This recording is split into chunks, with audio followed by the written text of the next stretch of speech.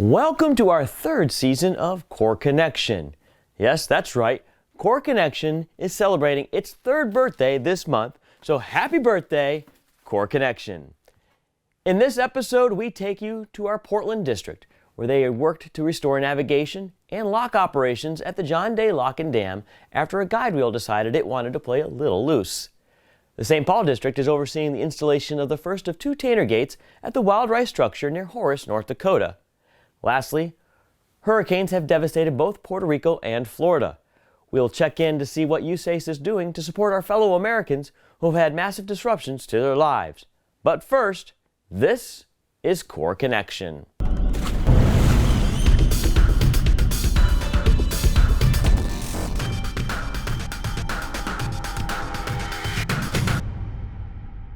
The Portland district had to react quickly to keep navigation moving along the Columbia River after a guide wheel came loose at the John Day Lock and Dam. Chris Gaylord gives you this look at what happened and how the district got the lock operations working again.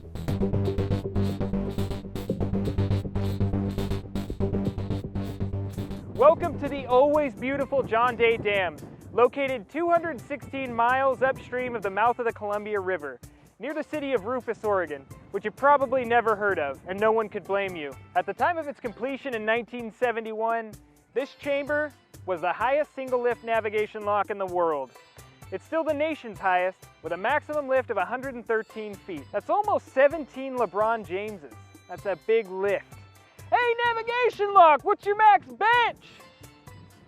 Whatever it is, rest assured this lock is pretty swole.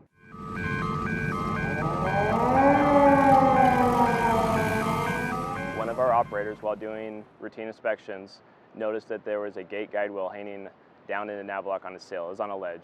These wheels help keep the 215,000-pound vertical lift gate aligned as it moves up and down. So, you might say they're wheel important. Engineers and maintenance crews with the Corps inspect the lock at John Day, along with their other Columbia River navigation locks, each winter. Then, every 5 years, they empty the locks like store toilet paper aisles in March 2020 to take a closer look.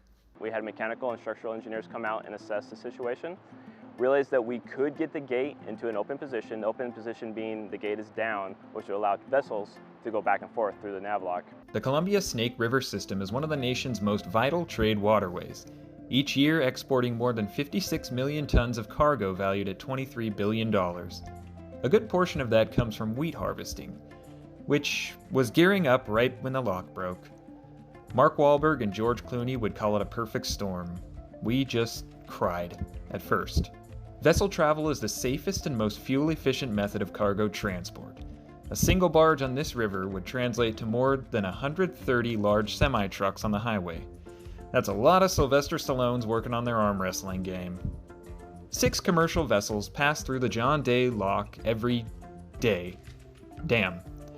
You can probably only imagine how many trucks that is. Frankly, it was too much for us to want to sit down and do the math.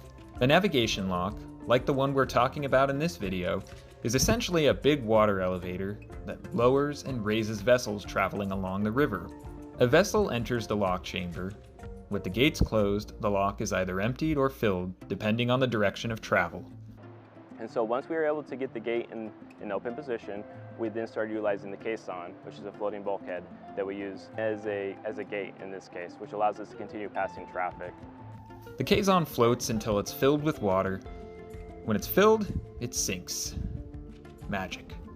To keep barges moving along the river, Corps operations and maintenance crews, with the help of a trusty tugboat named Diane, had to empty the caisson, move it out of the way for incoming vessels, then put it back and empty it out to close off the lock once again. For every single vessel.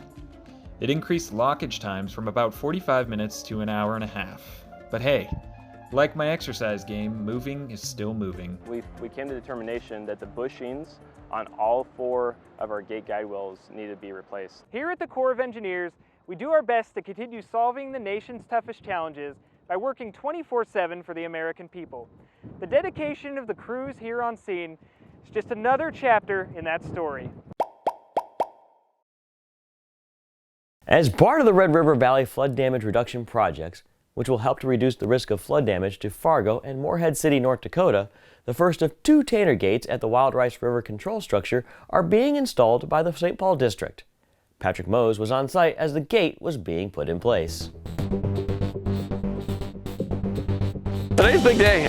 We're installing and lifting and rotating the east Tainter gate at the Wild Rice River structure up into place. We're attaching the strut arms, as you can see, kind of the A-frame arms behind me, attaching them up into place and getting the Tainter gate ready to be permanently attached to the structure.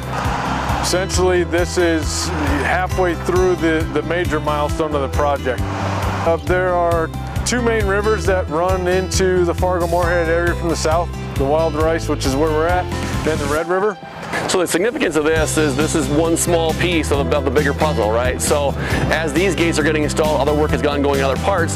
So for me personally, this is pretty awesome. I mean, we started the design on this summer of 2017, and be able to do those drawings, those things, those early sketches to see how it works and actually have it on site now, it's pretty awesome. I mean, I got a pretty great job, the fact that I can work on things, the design, but then go see them when they actually get built. So the Tainter gates, have been fabricated down in northwest Alabama for the last 2 years. To see them there, they were just bare steel. Here they're painted and they're erected. It's very different to see them laying on the floor of a factory versus vertical in place in an actual structure. I mean, I had a smile on my face when I saw it being raised.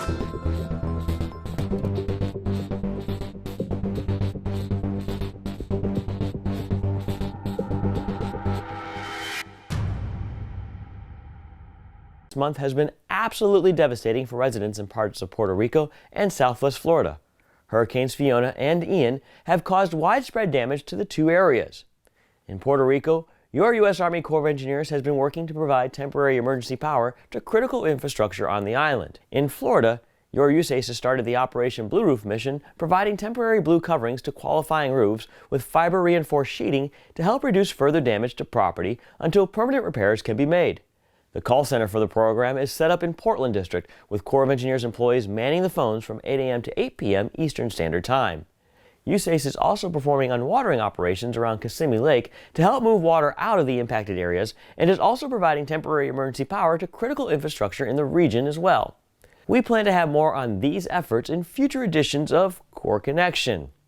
Switching gears a little bit, if you weren't aware, USACE is hiring. If you want to be a part of this great organization, please be sure to go look at our careers page at www.usace.army.mil/careers for more information. A link is provided in the video description as well. And to help get the word out, we currently have an ad running in Times Square. If you are in New York City, be sure to look up. You may just see this on one of the digital billboards in the iconic location.